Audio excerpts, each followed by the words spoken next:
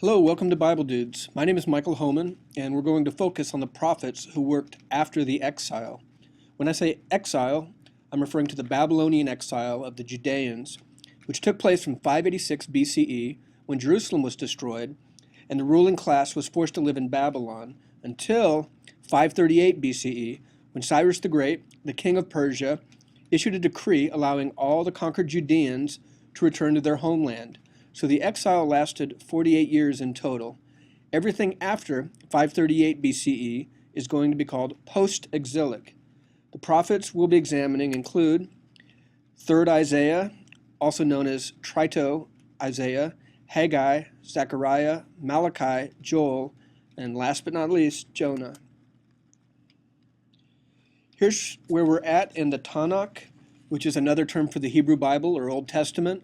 Tanakh is an acronym of the three sections of the Hebrew Bible, with the T for Torah, or law, that's Genesis, Exodus, Leviticus, Numbers, and Deuteronomy, the N for the Nevi'im. Nevi'im is the Hebrew word for prophets. Navi is singular, Nevi'im is plural. And Ketuvim is the Hebrew word for writings. So we're in the Nevi'im section, in the latter prophets, because the former prophets are Joshua, Judges, Samuel, and Kings. So we're in the latter prophets section, and with the exception of 3rd Isaiah, which is simply the final 10 chapters of the major prophet Isaiah, all of the prophets we're going to be looking at are minor prophets. And again, minor here doesn't mean they're of minimal importance. Instead, it just means that their books are shorter. The main historical context of this time period has to do with the Persian Empire. Cyrus the Great and his army defeated the Babylonians in 539 BCE. Here on the left, we see a drawing of a winged person on one of Cyrus's palaces, which many people believe is a picture of Cyrus the Great, though it's not clear. What is clear, though, is that is one fancy hat that he's wearing.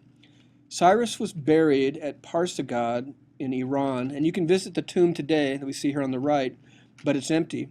You know, when you get rich and you get buried with a bunch of gold and fancy stuff in a monument like this, of course you're going to be robbed. It's already been robbed when Alexander the Great visited the tomb in 324 BCE. Though the gold coffin containing Cyrus's body was said to still have been in this structure when Alexander went. But of course, that gold coffin with his body is gone now. So if you're watching this and you have Cyrus the Great's body, please put it back in the tomb. Thank you. So the Persian Empire is the biggest the world had ever seen at that time. This is how big it was under Darius I. Under Cyrus, it was not quite as large, but the thing that made Cyrus, quote, great, unquote, is a policy of laissez-faire towards the subjects in his empire. And I don't think Cyrus was that nice of a guy. He was an ancient Near Eastern dictator. They had to be ruthless, but the size of the empire made it impossible to micromanage. So as long as you did a few minimal things, but especially paid your taxes, the Persian government is going to leave you alone much more than previous empires, like the Babylonian and Assyrian empires. So, Edict of Cyrus. This is what we read in Ezra, the first chapter. In the first year of Cyrus, king of Persia, in order to fulfill the word of the Lord spoken by Jeremiah, the Lord moved the heart of Cyrus, king of Persia, to make a proclamation throughout his realm, and also to put it in writing. This is what Cyrus, king of Persia, says: The Lord, the God of heaven, has given me all the kingdoms of the earth, and he has appointed me to build a temple for him at Jerusalem and Judah. Any of his people among you may go up to Jerusalem and Judah and build the temple of the Lord, the God of Israel, the God who is in Jerusalem, and may their God be with them. And in any locality where survivors may now be living, the people are to provide them with silver and gold, with goods and livestock, and with free will offerings for the temple of God in Jerusalem. Then the family heads of Judah and Benjamin, and priests and Levites, everyone whose heart God had moved, prepared to go up and build the house of the Lord in Jerusalem. All their neighbors assisted them with articles of silver and gold, with goods and livestock, and with valuable gifts, in addition to all free will offerings. All right, so the actual edict is the part within quotation marks where Cyrus is letting these people return home. And again, most people stay in Babylon, but a few people do step back and try to rebuild the temple. And we'll see some of the prophets talk about that. There's another text outside of the Bible that was discovered that relates to this policy of allowing captured people in Babylon to return home. And we see that here. This is a large cylinder inscription known as the Cyrus cylinder. It was discovered in 1879 in the Temple of Marduk in Babylon, and today it's in the British Museum. In the inscription, Cyrus the Great talks about how much he hates the former Babylonian king Nabonidus, and how the Babylonian god Marduk wants Cyrus to rule over Babylon. And then it lists all the great things that Cyrus is doing for the people in Babylon.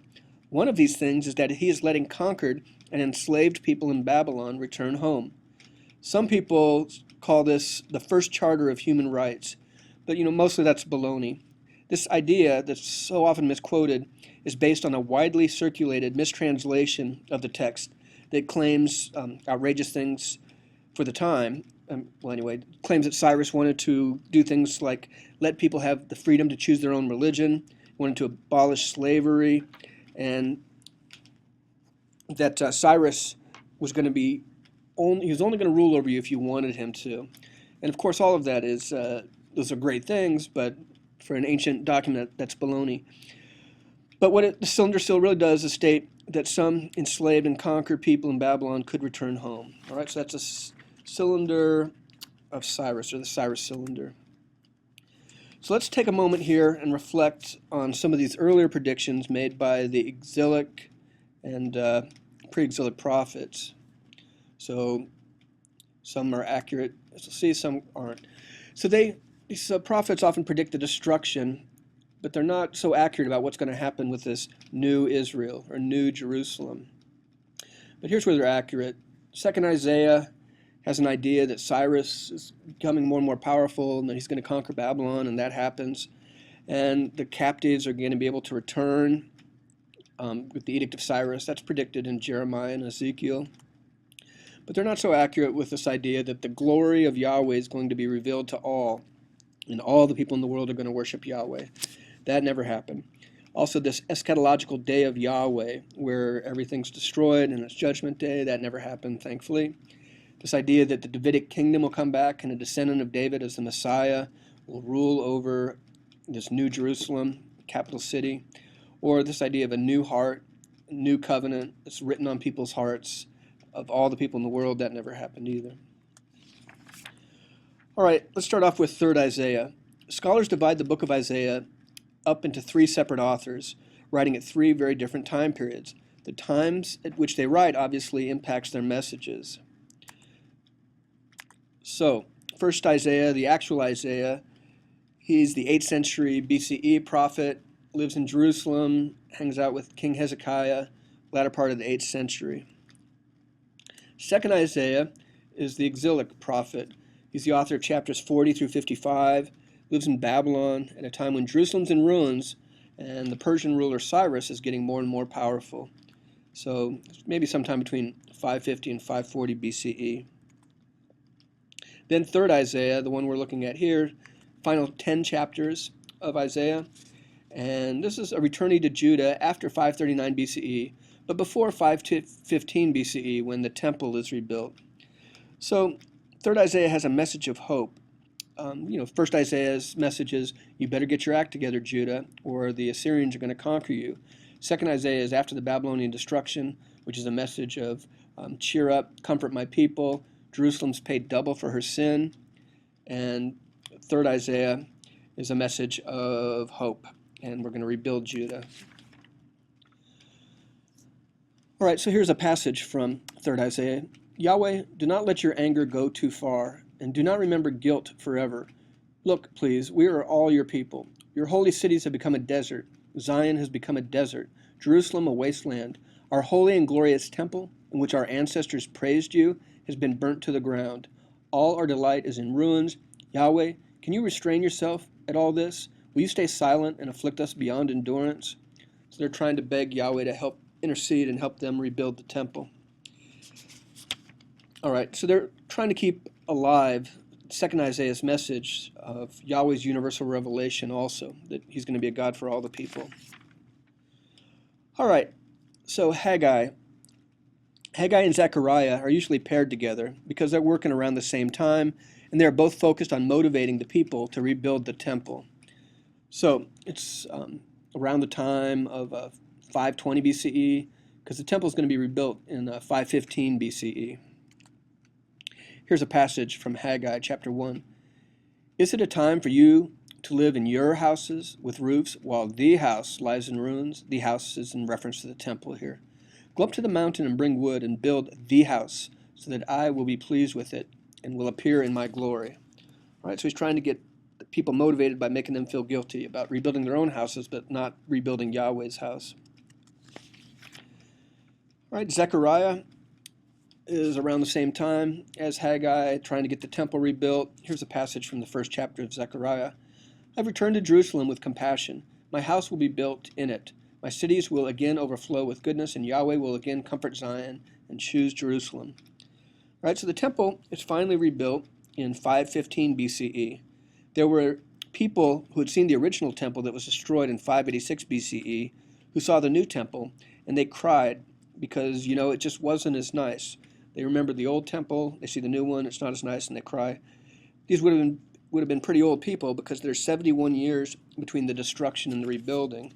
So say they were 10 years old at the time and they remember the original temple, and they would have been 81 at that time. So Zechariah is pretty influential. He's going to predict that Zerubbabel, the grandson of King Jehoiakim, who's taken into exile at the time of Ezekiel, he predicts that Zerubbabel was going to become the king, the Messiah, the anointed one in Judah. He's a descendant of David and all that. Well, this doesn't happen, and again, what happened to Zerubbabel is a mystery, but some of Zechariah's passages later become very influential for the authors of the New Testament. Ideas such as the Messianic king riding into Jerusalem on a donkey, well, that comes from Zechariah. So too does the idea of 30 pieces of silver. Zechariah has a story about a bad shepherd who's paid 30 pieces of silver. This, of course, is going to be the amount of money that Judas is paid for betraying Jesus in the New Testament story. Further evidence that some of the authors of the New Testament didn't fully understand the concept of parallelism comes from Zechariah 9. Again, parallelism is the most defining feature of ancient Near Eastern poetry, right? It doesn't rhyme. Instead, they have parallelism. It's basically saying the same thing twice, or nearly synonymous things in the second verse. So here's the passage from Zechariah 9, verse 9. Rejoice greatly, O daughter of Zion. Shout, daughter of Jerusalem. See, your king comes to you, righteous and having salvation, gentle and riding on a donkey, on a colt, the foal of a donkey. All right, so clearly the author here is referring to a king riding into Jerusalem on a donkey. But because of the parallel structure, they list riding on a donkey, on a colt, the foal of a donkey. So if you took this literally and didn't understand parallelism, you'd have two animals that the king is riding on. And that's what happens in Matthew. The author of Matthew, writing the story, has a story about Jesus riding on an ass and a colt at the same time. And we even have some artists where this makes it into their interpretation of the story. This is a 19th century painting by Flandrin, and here we see a donkey and what looks like a baby donkey, although Jesus is just riding on one of them. The other one's just hanging out. And here's an earlier 14th century painting by Lorenzetti where Jesus is riding on a donkey. I'm not sure. Maybe his left leg's on top of that little donkey over there. It's not clear. But anyway, that's an amazing painting. So, Malachi. Malachi is a prophetic text composed in the early 5th century BCE. It discusses Judgment Day when sinners will be punished.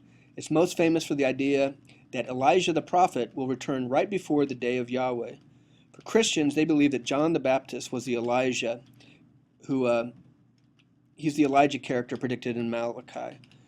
And they have this idea that the, quote, voice crying out from the wilderness that we hear in 2nd Isaiah, they think that's John the Baptist. All right, so John the Baptist is getting everything ready for the day of Yahweh. For Jews, they still are waiting for Elijah. In fact, on Passover, Jewish families pour an extra cup of wine for Elijah just in case he decides to show up. But if he does show up, the world's going to end, so every Jewish person I know is pretty happy when Passover ends and Elijah didn't show up. And here's a picture of a decorated cup for Elijah to use in the Passover ceremony. And here's the passage from Malachi chapter 4, verses 5 through 6. Behold, I am sending Elijah the prophet to you before the great and fearful day of Yahweh comes. And he will turn the father's heart to their children, and the heart of the children to their fathers, lest I come and strike the land with complete destruction. All right, so before the day of Yahweh, Elijah is going to show up, according to Malachi. Joel, there's a big debate about when Joel is written, probably 5th century BCE. Its focus is on the great and terrible day of Yahweh. The sun turns black, the moon turns to blood. Armies like locusts will destroy everything, but there's some hope in the story. So, this is the hope part for Joel. He says there might be a chance for reconciliation between Judah and Yahweh. He says, "Return to Yahweh your God, for he is gracious and compassionate, slow to anger and abounding in love. Who knows, he may relent and have compassion, and leave behind a blessing." Here you might remember that Joel is quoting a famous description of God in Exodus 34. Moses has just chiseled out the second set of the Ten Commandments, and then we get this passage. "And he passed in front of Moses, and he said, Yahweh, Yahweh, a compassionate and gracious God, slow to anger, abounding in love and faithfulness, maintaining love to thousands, and forgiving wickedness, rebellion, and sin." All right, all that sounds pretty nice. Very forgiving God, compassionate. But then the passage goes on. "Yet he does not leave the guilty unpunished. He punishes the children and their children for the sin of the parents to the third and fourth generation." So you see, Joel is quoting the good parts of this and leaving out the parts where Yahweh is going to punish people for things that their great-great-grandparents did. Keep in mind that Jonah is going to do the same thing a little bit later on. It's as if they're trying to remind Yahweh that he's forgiving and leaving out the stuff that, at the same time, he's going to punish everybody. All right, Joel is the last time we'll talk about this important concept in the prophets known as the great and terrible day of Yahweh. It's introduced by Amos, and it's most developed in Zephaniah and Joel. It's both eschatological, which means it has to do with the eschaton, or end of the world. The term apocalyptic comes from two roots, right? So it's both eschatological and apocalyptic. And apocalyptic, two roots, apo, meaning to undo. The calyptic part means to hide. Think about Calypso, hiding Odysseus on her island. So apocalyptic means that there's a secret language and you're taking something that's hidden and you're revealing it, or it's a revelation. These prophets believed that the apocalypse would happen close to their lifetimes. Some argued that it occurred with the events of 586 BCE, but clearly the notion of total destruction and then this new Jerusalem with God ruling on earth hasn't happened yet, and I'm sort of happy about that. I honestly don't want the world to end, and don't hold that against me. And that leaves us with Jonah. Jonah is one of my favorite stories in the Bible, but honestly it really doesn't belong in the prophets section, as unlike the other prophets in the Nevi'im section, especially the latter prophets, Jonah is really a brilliant short story that's full of comedy. Right? It's closer to something like a Ruth or Judith. In fact, when I teach Hebrew, my goal is to be able to get the students to read Jonah. As more than any other book in the Bible, Jonah's author was very brilliant in his use of wordplay. So when you read Jonah in translation, you're really missing out on half the fun, and you're missing out on most of the jokes and nearly all of the puns. So there was a historical person named Jonah, son of Amittai, from the Israelite town of Gat-Hefer, which is not too far from Nazareth. He's mentioned in 2 Kings 14:25, and all it says is that King Jeroboam II increased the size of the Israelite kingdom just as Jonah ben Amittai had predicted. And that's it. Then hundreds of years later, some brilliant person wrote the story of Jonah that's in the Bible today. It's very easy to read, and even if you don't currently have the wonderful opportunity to read the text in Hebrew, at least read it in English. It's only 4 chapters long. Chapter 2 is a poem, so just 3 chapters of narrative, very short. But it's a great story. And here's a map. And God tells Jonah to go to Nineveh, the capital city of the mighty Assyrian Empire, and preach against it. Instead, Jonah goes down to the port city of Jaffa and gets on a boat sailing towards Tarshish, which is likely the southeast coast of Spain. So you see, Jonah is going the exact opposite direction that God told him to go. And then, when he's on the boat, he goes down to the bottom of the deck and falls asleep. And notice all the directional up and down imagery here. Jonah going down to Jaffa, going down to the bottom of the boat. It's all fantastic. Eventually down to the bottom of the sea but we'll get to that. Here's a picture of a Phoenician boat that gives us some idea of the intended vessel.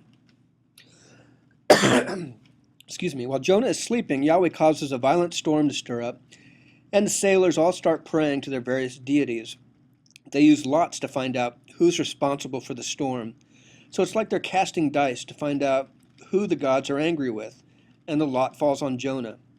Keep in mind, if we lived with this biblical mindset after Hurricane Katrina, people in the Gulf South would have cast lots to find out who caused the great storm, and then they would have killed that person and their whole family. So these people are very superstitious and naive. But anyway, Jonah tells the sailors, "You better throw me overboard." And they at first say, "No, no, no." And they try to row to shore, but they can't get there. So in the end, Jonah goes overboard, and then he's famously swallowed by something called a dog gadol. All right, gadol's easy. Gadol in Hebrew just means big. But the problem here is that the Hebrew language, they only have one word for everything that lives in the water. They have a bunch of words for different types of sheep and goats, but just one for everything that lives in the water. And that word is dog. So the author could have meant a giant whale, a big fish, or even a large lobster or a sea monkey. We just don't know. Anyway, Jonah's in the belly of this dog gadol for 3 days and 3 nights, according to the story. So some people once in a while will say, well, it had to be a whale because you can't live in the belly of a fish. But come on, you can't live in the belly of a whale. Certainly not for 3 days. But by the way, that time period from this story will influence the New Testament authors with this idea that Jesus is going to be dead for 3 days and then be resurrected. Anyway, while Jonah's in the belly of the dog gadol, he says he's sorry. And then he meets his father Geppetto, and he quits lying, and he's turned into a real boy. And it's a fantastic story. No, really, but he says he's sorry. Jonah says he's sorry. Yahweh, he says, Yahweh's he's very, very mighty. And Yahweh has the dog gadol vomit Jonah out on dry ground.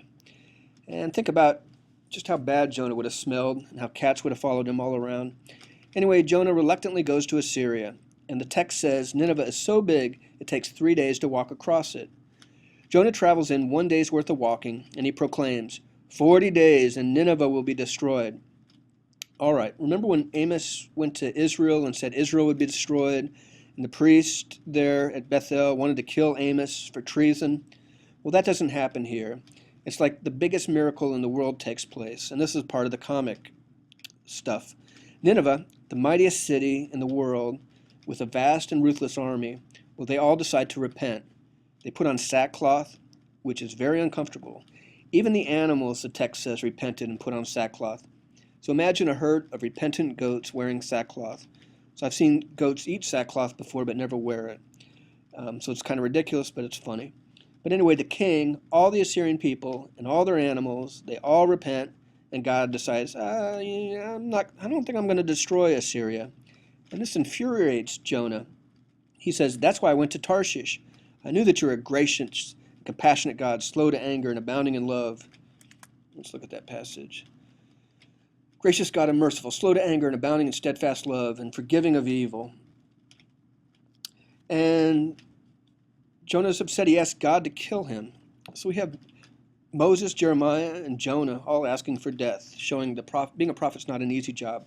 As we mentioned before with Joel, Jonah here is quoting Exodus 34, but he's quoting it selectively. He's leaving out the part where God forgives, but he's leaving in the parts where God forgives, and leaving out the parts where he says doesn't forgive anything, punishes with death to the 3rd and 4th generations. All right, so Jonah, he decides to go out of the city to the east, and he builds a booth. God makes a plant grow quickly, and it gives Jonah shade, and he's happy. And then God sends a worm to kill the plant, and Jonah gets sunstroke and has to die. So it seems like God's playing some kind of cat and mouse game with Jonah, very similar to the story of Balaam in the book of Numbers. But you have to, it's sort of funny if you like teasing people who get angry quickly. And Jonah's upset, and God says, you pity the plant for which you did not labor, nor did you make it grow, which came into being in a night and perished in a night. And should I not pity Nineveh, that great city, in which there are more than 120,000 persons? So it could have ended there, but it continues, who do not know their right hand from their left, and also cattle? So the point of Jonah seems to be the same point of Job and Habakkuk. It's that humans can't understand God's plan as it pertains to theodicy. The audience of Jonah, when they sat around and thought, who are some really awful people? Well, the Babylonians certainly came to mind, but so did the Assyrians. And you know how if we need a villain today for a movie, they always choose the Nazis. Well, back then, the Assyrians were always typecast as villains. So here we have a story in which God knows the Assyrians are idiots, and most of them are pretty awful people. God even says they don't know their right hand from their left. And in a world without toilet paper, knowing the difference between the clean right hand and the dirty left hand is pretty important. So the Assyrians, they don't even know that.